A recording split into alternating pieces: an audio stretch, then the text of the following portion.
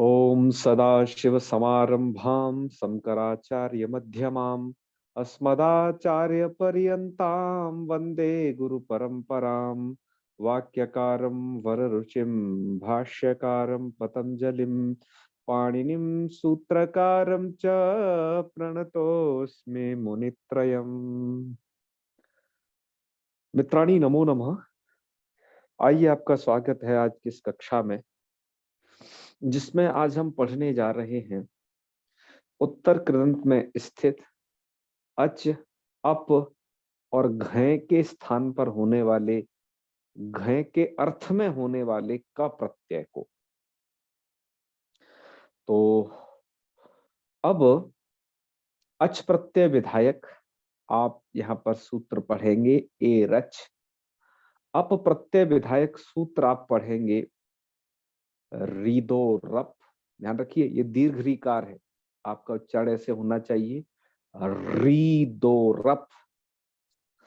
तीसरा क प्रत्यय पढ़ेंगे जो कि घय के अर्थ में होता है, वह क प्रत्यय।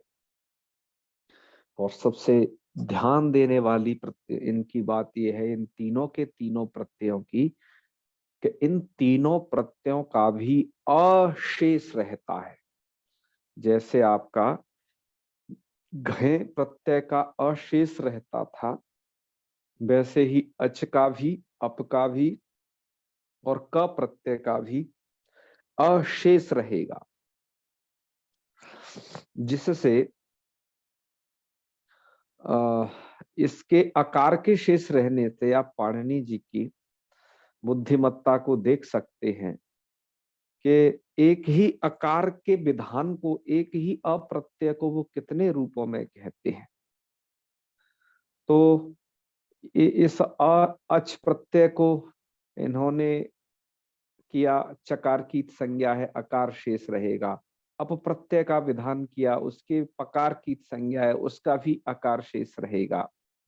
तो इनको चित करने का और इस प्रत्यय को पित करने का स्वरार्थ भी प्रयोजन है। तो इसलिए अलग अलग तरीके से उन प्रत्ययों को पढ़ने हैं, क्योंकि पाणिनि जी को लौकिक वाङ्मय की ही नहीं बल्कि वैदिक वाङ्मय की भी साथ साथ चिंता है। अतः इस तरीके से इन्हें वो अलग अलग करके पढ़ रहे हैं।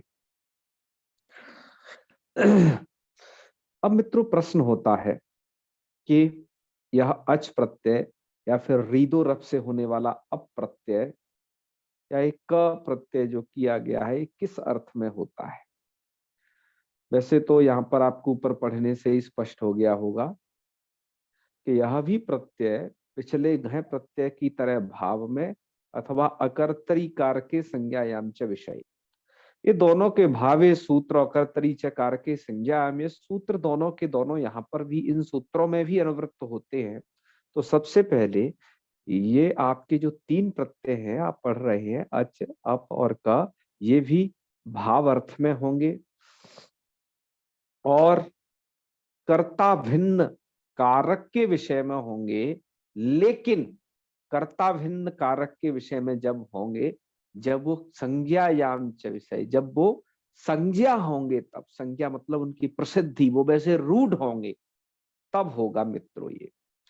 अकर्तृकार के संज्ञायाम का मतलब ये है, हम कल भी बता चुके हैं, पुनः स्मरण कर लीजिएगा कि कर्ता भिन्न जो अन्य पांच कारक हैं, अर्थात या तो कर्म, कहीं करण या कहीं अधिकरण इत्यादि जो ये कारक हैं, इनके अर्थ में भी ये प्रत्यय का इधर विधान किया जाएगा। अब इनमें से क्रम प्राप्त सबसे पहले अच को जानिएगा। मित्रों, घय प्रत्यय यहां नहीं हो सकता इनके विषय में, जिन धातुओं से, जिस प्रकार की धातुओं से अच प्रत्यय को विधान किया गया है। बात यह है कि एक इसके लिए सूत्र बनाया ए रच। ए है, सूत्र का छेद करेंगे तो ए है प्लस अच, यहां पर ई वर्ण का रूप बन जाएगा ए है, तो अर्थ हो जाएगा इसका ई वर्णांताद, ऐसे पंचम्यंत उन्होंने किया है, तो ई वर्णांताद अच स्यात लगा लीजिए कि ई वर्णांत धातुओं से अच हो जाए। ई वर्णांत क्या धातु, धातु का अधिकार है या धातु के अधिकार में पड़े गए सब प्रत्यय हैं। तो ईवर्णांता धातु अच स्यात् कब, भावे कर्तरी संज्ञायाम च विषय, इनमें। तो ईवर्णांत धातुओं से अच प्रत्यय कर लेना है। अर्थ आपको बता दिया, या तो भावे या फिर अकर्तरी कारक में करें तो संज्ञायाम च विषय, इस बात को अवश्य याद रखें। तभी आप प्रत्यय कर पाएंगे। ठीक है, हमने दोनों तरीके के विग्रह यहां पर दिए हैं। तो सबसे पहले आपको रूप बनाना है चयः। कैसे बनेगा देखिए। सबसे पहला आप यहां पर विग्रह करिए चयनम चयः। चयनम चयः का मतलब है चुनना। एक तो चुनने की क्रिया को कहेंगे चयः, ठीक है। और चयः किसको कह सकते हैं कि चीयते असौ या चीयते इति, ऐसा कर लीजिएगा कुछ, या चीयते असौ, ये आपने कर्म में प्रत्यय कर लिया है। तो कर्म में जब हम प्रत्यय कर रहे हैं तो ध्यान रखिएगा, जब इसका विग्रह करते वक्त चीय चैने धातु का कर्मणि अर्थात तिवादी प्रत्ययों से कर्मणि जो रूप बनता है वो रूप यहां पर चीयते बनाया गया है। ठीक है। और जब आप भाव में प्रत्यय कर रहे हैं तो चयनम, क्योंकि जो भी भाव वाले प्रत्यय हो रहे हैं तो चयनम इस लिट के द्वारा इनका विग्रह प्रदर्शित किया जा रहा है। तो इसको आप याद रखेंगे कि विग्रह करने का तरीका क्या है यहाँ पर, क्योंकि विग्रह के द्वारा भी आप पहचान सकते हैं कि क्या प्रत्यय है, कैसे है। अब ची धातु से अच किया तो ची अच, इन दोनों में से किसी अर्थ में कर सकते हैं, भावे अथवा कर्तरी कारक संज्ञायाम च विषय। और अच का बचेगा अ, और इधर धातु को सार्वधातु का अर्ध धातु के उससे गुण कर देना। स्थिति हो जाएगी चे प्लस अ, और एचो वायावा सूत्र द्वारा ए को अयादिश करके रूप बना लीजिएगा चय। चय के दो अर्थ होंगे, फिर एक बार सुन लीजिए। एक तो चयनम अर्थात चीय चयने धातु है ना, तो चुनने को चय कहेंगे, अथवा चीयते असौ अर्थात जो चुना जाए मतलब वह कर्म, उसे कहेंगे चय। पर याद रखें, जब संज्ञायाम, जब वो संज्ञा हो तभी आप वहां पर कर्तृभिन्न कारक में प्रत्यय कर पाएंगे। संज्ञा नहीं हो तब मत करना। तो यहाँ पर चय जो चुना जाए, जैसे अग्नि को भी चुना जाता है, चयन किया जाता है अग्नि का, तो उसको चय कह सकते हैं। ठीक है, तो वो रूढ़ शब्द होना चाहिए उसके लिए, है वो संज्ञा होनी चाहिए प्रसिद्ध, तब वो उसे चय कहते हैं। तो एक तो चयनम चय होता है, एक चीयते शौचय, जैसा होगा। और दूसरे वाले की कंडीशन ये है कि वो संज्ञा होना चाहिए तभी होगा, हर जगह नहीं होगा। ठीक है। ऐसे ही जी धातु से देखिए उन्होंने जयह बनाया है अच प्रत्यय करके, कि जयनम या फिर जयति अनेन, अनेन से आप समझ लीजिएगा कि अब ये अधिकरण में प्रत्यय कर दिया है। तो फिर जयति, जयनम, जयनम मतलब जीतना, जीतने को कहेंगे जय, वी उपसर्ग लगा देंगे तो बोलेंगे इसको विजय। और जयति अनेन, जिसके द्वारा जीता जाए, है संसारम भी जोड़ दिया मतलब संसार को। वैसे तो जयति अनेन यह विग्रह है संसारम और स्पष्ट स्पष्ट अर्थ के लिए कि किसको जीता जाए ये कहने के लिए। तो जयति अनेना, जिसके द्वारा जीता जाए, किसको, संसार को, तो वो क्या है जय। ये जय क्या चीज है, तो जय कहेंगे महाभारत को, है। तो ये है जी। पुरुषोत्तम जी क्या कहना चाह रहे हैं, जी कहिए। नमो। नमो नमः। आपने जयति अनेन, जयति अनेन में आपने प्रसाद कहा, ये तो कर्ण होना, तृतीया है क्या, ना अनेन, हाँ हाँ हाँ के द्वारा जीता जाता है। हाँ हाँ जी जी जी। आपने अधिकरण बताया अच्छा ऐसा इसके लिए बता हम, दिया था।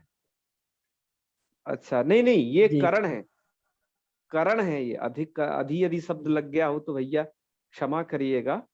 ये करण है, ठीक है, बिल्कुल। जी जी। जयति अनेना, इस मैंने ये कहा था इस करण अर्थ में, तो इसको आप अधि ऐसा शायद समझा हो कदाचित, तो वैसा ना समझे, मैं फिर साफ साफ कहता हूं कि करण अर्थ में जयति अनेना, यहां पर करण अर्थ में ये प्रत्यय किया तो उसको भी हम, उसका भी रूप जय बनेगा। प्रक्रिया एक जी धातु से अच करिएगा, और प्रक्रिया यही है कि उसको गुण सार्वधातु कार्धातु के ओर से जे अ और जया। तो जया कहते हैं, महाभारत का नाम जया है। आता है ना उसमें कि देवी ततो ततो जय मुदीरयेत्, नारायणम नमस्कृत्य देवी नरम जी, चैव नरोत्तमम, और देवी स- देवीम सरस्वतीम व्यासम ततो जय मुदीरयेत्। उसके बाद में इस जय को कह रहा हूं, तो जय काव्य कहा जाता है महाभारत को। तो जयति अनेन संसारम, जिसके द्वारा संसार को जीता जाए, तो यो से कहेंगे जया। ठीक है, आगे बढ़ते हैं, आपको स्पष्ट हो गया होगा। तो चलिए, यहाँ पर आप इसे कर्ण अर्थ में समझेंगे, पुरुषोत्तम जी ने कहा है। और जहां यदि अधिकरण भी होगा अर्थ कदाचित, लेकिन वो संज्ञा होनी चाहिए, तो वैस अर्थ में भी, उस अर्थ में भी होगा, बस कर्ता अर्थ में नहीं होगा। इस बात का विशेष ध्यान रखना है। आइए, ये अच प्रत्यांत के विषय में इतना ही है मित्रों। और भी कुछ अच प्रत्यांत शब्द बनते हैं, उन शब्दों को भी अभी आपको देख लेना चाहिए, उसके बाद हम अगले प्रत्यय पर जाएंगे। ओह, चलिए मित्रों, यहाँ पर इन्हें प्रस्तुत करते हैं। तो अच प्रत्यांत और कहाँ है भैया, यहाँ है क्या? हाँ जी, यही है। अ, ये इवर्णांत धातुओं में लगता है आपका एरच। तो इवर्णांत धातु वही यहाँ पर प्रमुख रूप से बताई जा रही हैं, देखें आप उन्हें। ऐसे क्षीक्षय धातु है, क्षीक्षय धातु से भाव में अच प्रत्यय कर देना पहले, है ना। तो क्षय बन जाएगा, क्षय कहेंगे नासह। इण गतौ धातु है, इण का ई बचता है, इसमें तो अकेली ई है धातु, तो इससे अच प्रत्यय कर देंगे तो बन जाएगा ये अयह। अयह कहेंगे गमन को, इसमें उद उपसर्ग लगा दोगे तो उदयः बन जाएगा, और अभी और उद दो उपसर्ग लगा दोगे तो अभ्युदय बन जाएगा, जिसका अर्थ होता है उन्नति। तो ये आप अच प्रत्यय कर रहे हैं ई वर्णांत धातुओं से। देखिए, इसी क्रम में आंग उपसर्ग पूर्वक श्री सेवायाम धातु से आप भाव में यदि अच प्रत्यय करेंगे तो विग्रह किया आपने आश्रयणम। आश्रयणम आंग और श्री धातु है, ईकार को एक गुण कर देना और अ में मिला देना अयादेश करके, तो आश्रय बन जाएगा। तो आश्रयणम आश्रय, अर्थात आश्रय, आश्रय को ही कहेंगे हम, ठीक है ना, आश्रयणम। और डुक्रिया द्रव्य विनिमय, इस धातु से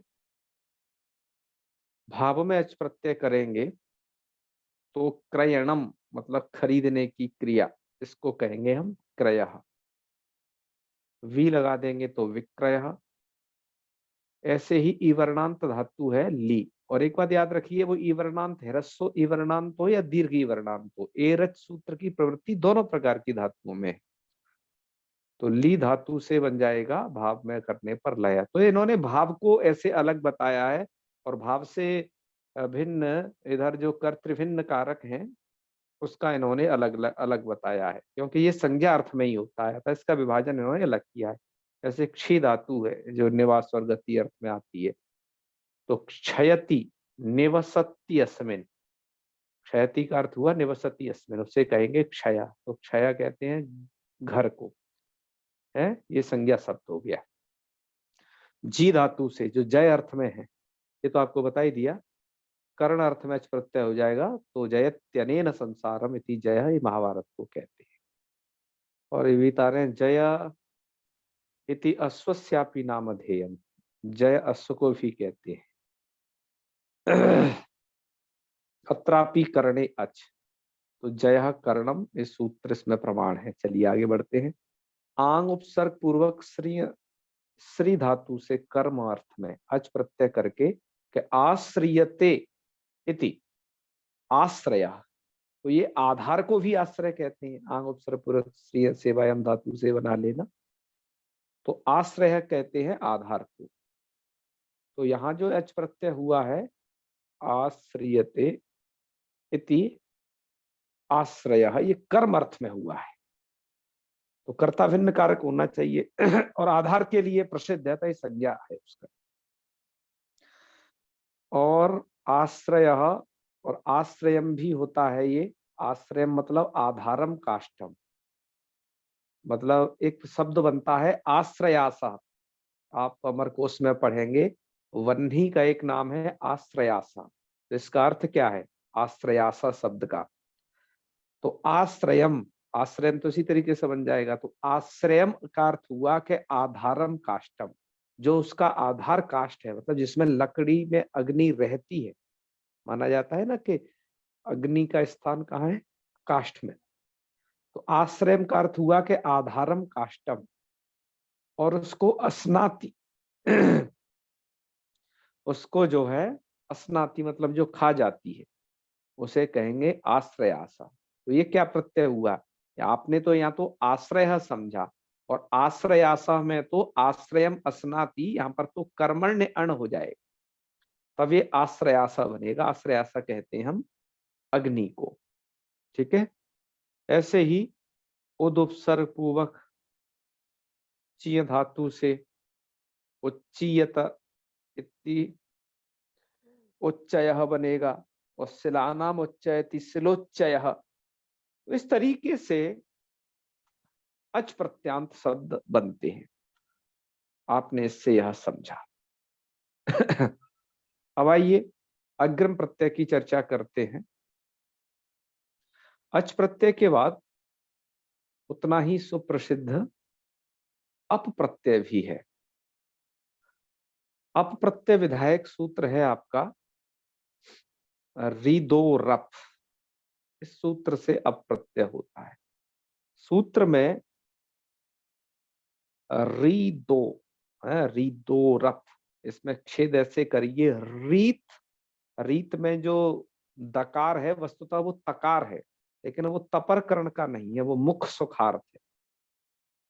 और उधर है आपका रीत के बाद उ, तो इसलिए ऐसा अर्थ किया वृत्तिकार ने कि रिवर्णांतात और उवर्णांतात च अप है, उवर्णांतात च अप बराबर चाप। तो धातु यदि रिवर्णांत है या फिर आपकी धातु उवर्णांत है, तपरकर्ण नहीं है, याद रखिएगा कहीं पर, तब क्या होगा, तब अप प्रत्यय हो जाएगा। उदाहरण के लिए देखिए करणम, करणम में एक करह बनाया है, तो करह बनाने के लिए विग्रह दो तरीके से करना है, ये भी भाव में होता है और या फिर कर्ता भिन्न कारक में होता है ये प्रत्यय। तो अब यहाँ पर ये 6 शब्दों की सिद्धि की गई है, तो इनकी सिद्धि को अब देखते जाइए। जैसे पहला बताया बनाया इन्होंने करह, तो करह का मतलब क्या है, यदि आप कहेंगे करणम, तो यहाँ पर क्री विक्षेपे धातु से इसका अर्थ हो जाएगा बिखेरना। तो करह का एक अर्थ हो जाएगा, जब ये विग्रह है करणम तो होगा विखेरना अर्थ, केवल क्रिया अर्थ होगा, कहने का मतलब है। ऐसे ही ग्री निगरणे धातु से गरणम बनाओगे, है मतलब गरह बनाओगे, गरणम कहो या गरह कहो एक ही बात है, क्योंकि विग्रह वृत्ति के अर्थ को प्रकट करता है। तब वहां पर आपका रूप बनेगा गरह, और गरह का अर्थ होगा निगलना, मतलब क्रिया। और यव जब भाव अर्थ में प्रत्यय है तो यवनम यव, तब यहां पर इसका अर्थ आप करेंगे कि मिश्रण करना या मिश्रण करना, क्योंकि यू मिश्रणा मिश्रण धातु से बनाया है। ऐसे ही लवनम कहिए या लवह कहिए, तो लवनम लवह ये उसका विग्रह है। तो लवह का मतलब है कि लवनम अर्थात काटने की क्रिया, बस यह अर्थ है। स्तवनम या कहिए स्तवः, तो इसका मतलब है स्तुति करना। वैसे पुई पवने धातु से पवनम कहिए, पवह पवह कहिए, है तो पवित्र, यह अर्थ है इसका। ये तो था आपका भाव में प्रत्यय होने पर अर्थ का। लेकिन यदि कर्ता भिन्न कारक में यदि ये प्रत्यय होता है तो उसके विग्रह ये बीच में दे ही दिए गए हैं। तो तब वहां पर सबसे पहले ये चेक कर लेना, ये कर्ता भिन्न कारक में करने से पहले, कि वो संज्ञा है या नहीं है, क्योंकि अगर त्रिचकार के संज्ञायाम में संज्ञा होना भी एक शर्त है। ठीक है, तो कीर्यते इति करह, ऐसा करह किसको कहा जाता है कि कीर्यते है। तो कीर्यते का मतलब क्या हुआ कि जो बखेरता है, और कीर्यते मतलब जो फैलता है, तो किरण कहिए या फिर करह टैक्स को भी कहते हैं। तो यहां पर कर्म अर्थ में ये प्रत्यय है कीर्यतेति करह। ठीक है, तो इसको कहते हैं बिखरना, है ना, क्योंकि क्री विक्षेपे है, या फिर जिसका विक्षेप किया जाए करह, तो टैक्स भी वैसा ही होता है, जनता पर लादा जाता है। तो ये करह उसको भी कहते हैं और किरण को भी कहते हैं करह।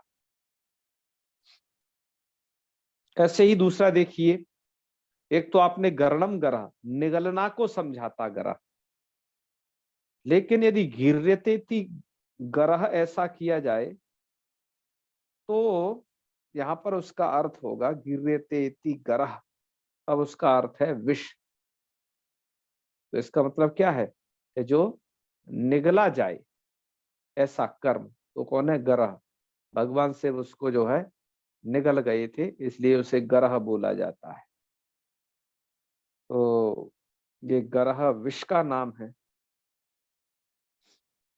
उसके बाद है यु मिश्रणा, मिश्रणयो धातु से बनेगा यवः। तो एक तो मिश्रण मिश्रण की क्रिया को कहेंगे यवः जब भाव में प्रत्यय होगा, और जब इसका प्रत्यय कर्म अर्थ में कर रहे हैं कि तो यवः कहेंगे कि यूयते, यूयते का अर्थ होगा पृथक क्रियते, तुषेभ्य, जिसको तुष से पृथक पृथक किया जाए उसे कहेंगे यवः है। तो यूयते का मतलब है पृथक क्रियते, और किससे पृथक क्रियते, इसकी स्पष्टता के लिए बस कह दिया कि तुष से पृथक किया जा रहा है, अतः उन्हें क्या कहते हैं यवः। ठीक है, यव नाम है जौ का। ऐसे ही लुई छेदने धातु से लवनम काटना है तो लवः, और नहीं तो लवः कहते हैं स्वल्पांश को, है संज्ञा का वाची है तो। ऐसे ही स्तवनम स्तुति को कहते हैं स्तवः, और स्तूयते इति अर्थात जो स्तवन किया जाए, तो स्तोत्र को भी कहते हैं स्तवः। ठीक है, तो ऐसी प्रकार से पवनम में समझ लेना ये सब बातें। तो ये है कुछ स्थिति जब आपको कर्तृभिन्न कारक में आपने यह अप्रत्यय किया। इसी प्रकार से आपको कुछ इसके अन्य उदाहरण भी समझ लेने चाहिए अपप्रत्यांत के। तो अपप्रत्यांत कैसी धातुओं से हुआ, जो धातुएं रिवर्णांत हैं या फिर जो धातु उवर्णांत हैं उनसे अप होगा, और इवर्णांतों से अच होगा। इस बात को बराबर स्मरण रखिएगा। तो चलिए देखिए, ऐसे ही आप अप प्रत्यय कर लीजिएगा। जैसे रिवर्णांत धातु सबसे पहले दी है इसमें कि श्री हिंसाया क्रियादि की है, तो श्रृणाति अथवा सीर्यते वा अनेन, तो एक कर्ण अर्थ में बता रहे हैं, क्योंकि कर्ता भिन्न किसी भी कारक में हो जाता है, लेकिन वो क्या होना चाहिए, संज्ञा होना चाहिए। तो यहाँ पर श्री धातु से सरह बन जाएगा अप प्रत्यय हो करके, क्योंकि धातु रिवर्णांत है इसलिए अप होगा, रिदो रप। तो किस अर्थ में होगा कि शृणाति कहिए अथवा सीर्यते कहिए, है वा अनेन, मतलब जिसके द्वारा शृणाति मतलब हिंसा होती है, तो उसको कहेंगे हम सरह। सर नाम है वाण का, तो वाण, ये वाण की संज्ञा है तो ये प्रत्यय हुआ। ऐसे ही णुष ततौ धातु से कर्म में नूयते स्तूयते ती नवः, तो नवः नवीन को कहते हैं। इसी प्रकार से प्रउपसर्ग पूर्वक नू रहेगी तो प्रणुयते अर्थात प्रकर्षेण स्तूयते ती प्रणवः, प्रणव ओमकार को कहते हैं। तो प्रणवः शब्द भी देखो नू ये हर्षुकार वाला है, तो हर्षुकार अंतों से भी ये प्रत्यय होता है, तपकरण का मैंने कहा नहीं है इसमें कोई सिस्टम। यहाँ पर तो ये ता है वो मुख्य सुखार्थ है, ऐसा टीकाकारों का मानना है, रीदो रप का तपरकर। तो ये बन जाएगा आपका प्रनु और अप प्रत्यय, तो प्रणवः बन जाएगा, प्रणवः छंदसामः। वीपसर पूर्वक स्त्री आच्छादने धातु से कर्म में कर देना कि विस्तीर्यते अर्थात इसे फैलाया जाए, है उसे कहेंगे विष्टर। विष्टर कहते हैं आसन को, और कहीं विष्टर कहते हैं विस्तर को, आजकल आप उसे विस्तर कहते हैं ना वो। तो वृक्षासनयोर विष्टरः ये कहा। और त्रिप्लवन संतरणयो धातु से भाव में करेंगे, जो ये रिवर्णांत है धातु, तो तरणम तरह, तो तरणम मतलब पार करना, इस क्रिया को कहेंगे हम तरह। और भूसत्तायाम धातु से है तो भवनम इति भवः, तो भवनम का अर्थ है सिर्फ होना, है तो भवनम भव, तो भव का अर्थ होगा होना। तो अप प्रत्यांत ऐसे शब्द हैं, आप इनकी शर्त समझ चुके हो कि दोष जो शब्द उवर्णांत होगा और जो शब्द रिवर्णांत होगा, दीर्घ री का ग्रहण किया गया है, तो उनसे आप अप प्रत्यय करिएगा। तो अच स्पष्ट हुआ इवर्णांत धातुओं से, अप हुआ आपका उवर्णांत और दीर्घ रिवर्णांत धातुओं से। ठीक है, आइए अब अंतिम प्रत्यय देखते हैं जो हमें आज आप पढ़ना है। यह है आपका क प्रत्यय। तो क प्रत्यय के लिए क्या कहा गया, यहां एक वार्तिक दिया। वार्तिक है आपका भट्टो जी दीक्षित जी के द्वारा लिखित यहाँ पर, घयर्थे क विधानम, के घय के अर्थ में क का विधान समझना चाहिए।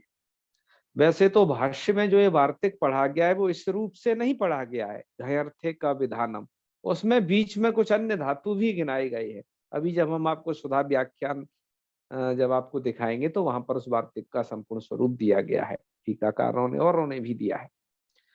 तो घयर्थे का विधानम का ये मतलब हुआ कि घय जिस अर्थ में होता है उस अर्थ में आपको क प्रत्यय भी कर लेना चाहिए।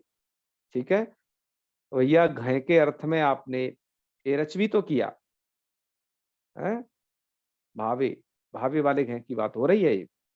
ऐसे ही रीदो रप भी तो किया आपने घय अर्थ में, ऐसे ही आप क का विधान कर रहे हैं। तो क में भी जो ककार है उसकी लशगु तद्धित से संज्ञा हो जाती है। उसके बाद जो इस क है इसका बचता है अ। ठीक है,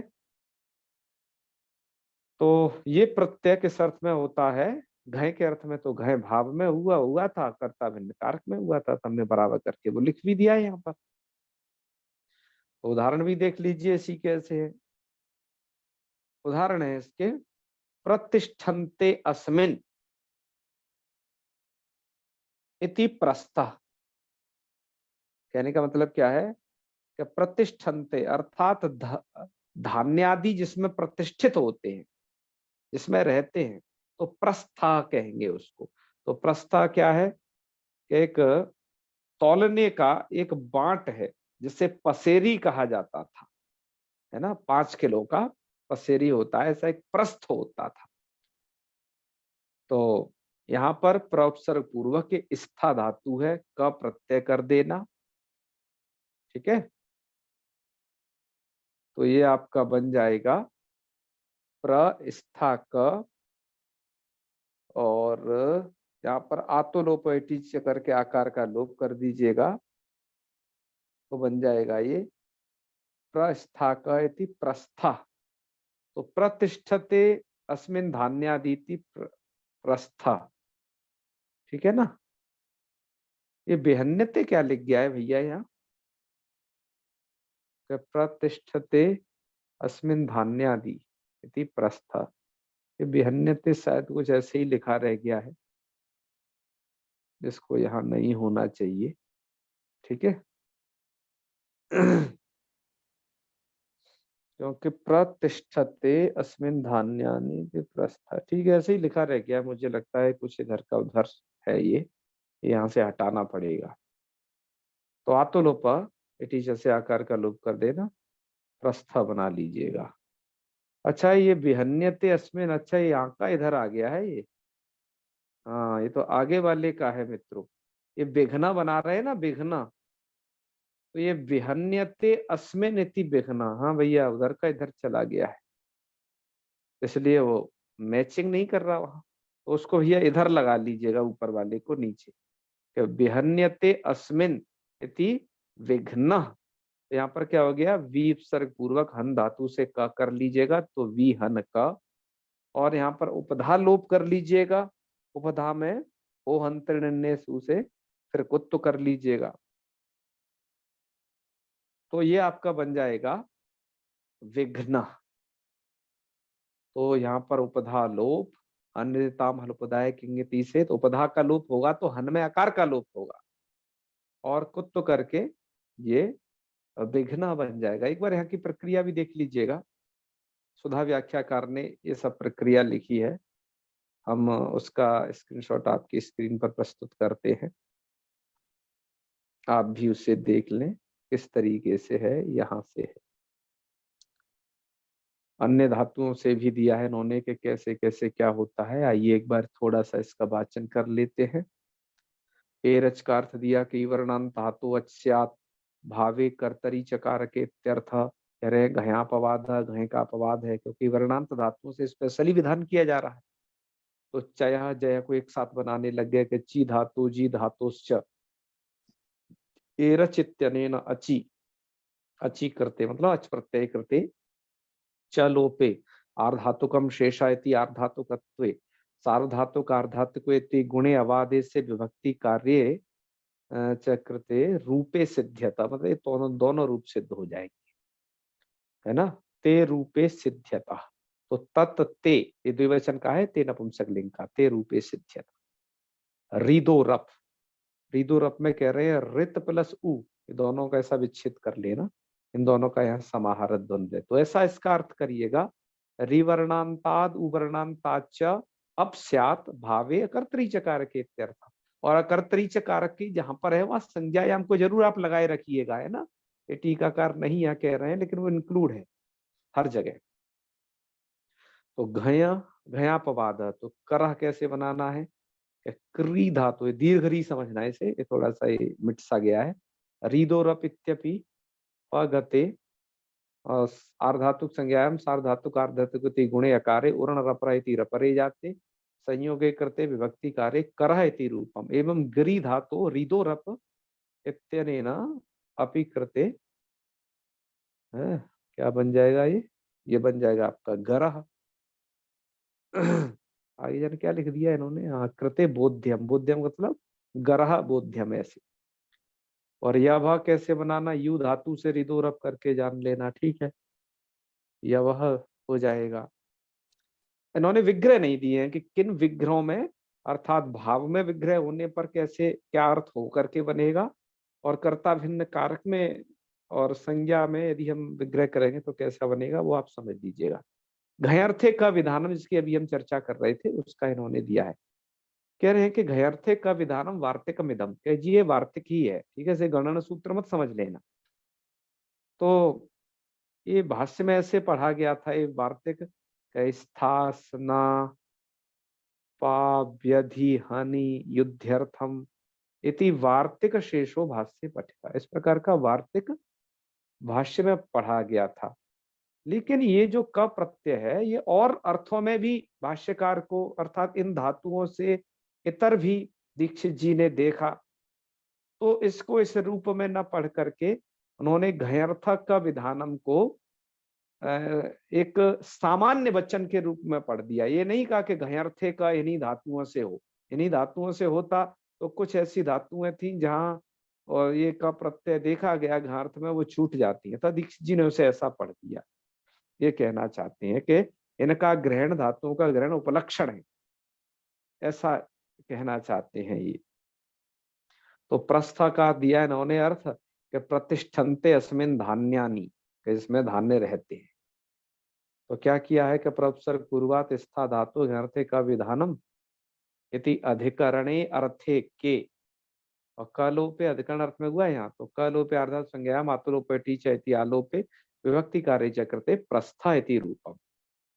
और ऐसे विघ्न बना लीजिएगा कभी उपसर्ग हन धातु अर्थे का विधानम इति के कलोपे अर्थ संज्ञा गम अर्जन जान लोपा किंगित्य लगी। तो इससे इन्होंने किया धा का लोप, ठीक है। गम हन जन, इसमें हन धातु आई है, ठीक है, तो इसको अन्यतायम से न करिए, से इससे ही करिए आप, गम हन जन से है। तो उपधा लोपे हो अंतरण्येषु हस्य कुत्वेन गत्वे विभक्ति कार्य चक्रते विघ्ना इति रूपम। तो इस तरीके से यहाँ पर इसकी रूप सिद्धि हो जाएगी। तो इस तरीके से घयर्थे का विधानम के और कौन कौन उदाहरण हो सकते हैं और क्या उदाहरण है वो भैमी व्याख्याकार ने दिए हैं, उनका आप अवलोकन कर लें, जिससे आपको भैया थोड़ा शास्त्राभ्यास रहे। तो इन्होंने कुछ शब्द दिए हैं घयर्थे का भी अ बचता है, ठीक है। तो प्रश्नांति अस्मिनिति प्रश्न, जिसमें स्नान करते हैं उसे आप प्रश्न भी कह सकते हैं, पर ध्यान रहे सकार अलग है, दंत्य वाला सा है। इसका अर्थ क्या है कि पानी से भरा स्नानार्थ, स्नान के लिए टब, उसे कहेंगे प्रश्न। तो इस अर्थ में भी ये बन सकता है। और प्रपिबंती जलम अस्याम इति प्रपा, तो यहाँ पर क्या किया गया, प्र उपसर्ग पूर्वक पा धातु है आपकी, तो प्रप पापाने अधिकरण में ये हो जाएगा, तो आकार का लोप होकर के प्रपा रूप बन जाएगा स्त्रीलिंग में। ये शब्द स्त्रीलिंगी है तो इसमें टाप हो जाएगा, नहीं तो प्राय ये अच अप वाले सभी यहाँ पर पुल्लिंग के हो रहे थे, लेकिन कुछ शब्दों का यदि अलग से लिंग विधान है तो उन पर वो नियम लागू होगा, अन्यथा सामान्य रूप में पुल्लिंग तो चली रहा है, ठीक है। तो इस तरीके से इन्होंने विघ्न की तो सिद्धि आपने देख ही ली। आयुधम भी ऐसे ही बना है कि आयुध्यते अनेन, अधिकरण अर्थ में ये क प्रत्यय कर दिया थी आयुधम, अर्थात युद्ध का साधन।